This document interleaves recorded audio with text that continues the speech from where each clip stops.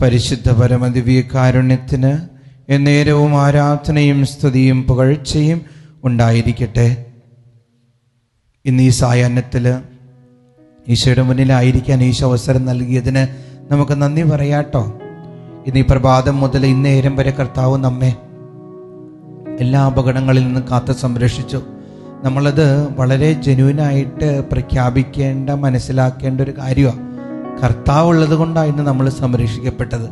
കർത്താവ് ഉള്ളത് കൊണ്ടാണ് ഒത്തിരി അപകടങ്ങളിൽ നിന്നും സാത്താൻ്റെ കെണികളിൽ നിന്നും നമ്മൾ സംരക്ഷിക്കപ്പെട്ടത്. കർത്താവിന് നമ്മൾ നന്ദി പറയണോട്ടോ. സീരിയസ് ആയിട്ട് നമ്മളത് ചിന്തിക്കുകയും മനസ്സിലാക്കുകയും പ്രഖ്യാപിക്കുകയും ഒക്കെ ചെയ്യണോട്ടോ. നമ്മുടെ ഈശോ നമ്മുടെ മധ്യസ്ഥന, വളരെ ക്ലിയറാണ്. നമ്മുടെ ഈശോ നമ്മുടെ മധ്യസ്ഥന. പിതാവായ ദൈവത്തോട് നമുക്ക് വേണ്ടി മധ്യസ്ഥ യാചിക്കുന്ന ഒരേ ഒരാള് വചനമനുസരിച്ച് നമ്മുടെ കർത്താവായ ഈശോ മിശിഹായ. മധ്യസ്ഥനായിട്ട് ഒരേ ഒരാളുള്ളൂ, അത് നമ്മുടെ കർത്താവായ ഈശോ മിശിഹായ. 1 തിമോത്തി 2:5-6 എന്തെന്നാൽ ഒരു ദൈവമേ ഉള്ളൂ, ദൈവത്തിനും മനുഷ്യർക്കും മധ്യസ്ഥനായ ഒരുവനേ ഉള്ളൂ, മനുഷ്യനായ യേശു ക്രിസ്തു. അവൻ എല്ലാവർക്കും വേണ്ടി തന്നെ മോചനമൂല്യമായി നൽകി. തുടർന്ന് 1 യോഹന്നാൻ 2:1-2 എൻ്റെ കുഞ്ഞുമക്കളെ, നിങ്ങൾ പാപം ചെയ്യാതിരിക്കേണ്ടതിന് ഞാൻ ഇവ നിങ്ങൾക്ക് എഴുതുന്നത്.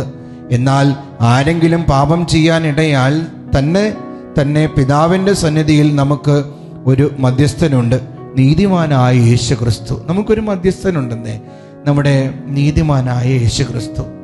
നമുക്ക് ആ മധ്യസ്ഥനോട് എന്തും പറയാം. നമ്മുടെ പാപങ്ങൾ അവൻ്റെ മുന്നിൽ അവതരിപ്പിക്കാം, നമ്മുടെ വേദനകൾ അവൻ്റെ മുന്നിൽ അവതരിപ്പിക്കാം. കാരണം എന്താണെന്നറിയോ? ഈ ഭൂമിയിലേക്ക് വന്നൊരാളാ, ഒരു ഭൂമിയിലേക്ക് മനുഷ്യാവതാരം ചെയ്തതാണ് നമ്മുടെ രക്ഷകനായ കർത്താവ് യേശു മിശിഹാ.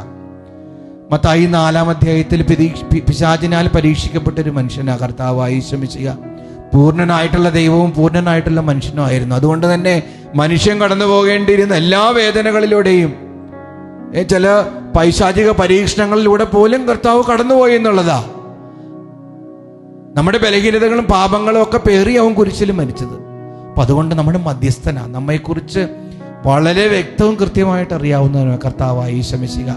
അപ്പം അതുകൊണ്ട് കർത്താവിലേക്ക് നമ്മുടെ എല്ലാ വേദനകളും, നമ്മുടെ എല്ലാ പാപഭാരങ്ങളും, നമ്മുടെ എല്ലാ ഡിപ്രഷനുകളും, നമ്മുടെ എല്ലാ ഭയങ്ങളും നിരാശകളും കൊടുത്ത് നമുക്ക് നമ്മെ തന്നെ ഫ്രീ ആക്കാം, ഈശോയിൽ ആനന്ദിക്കാം.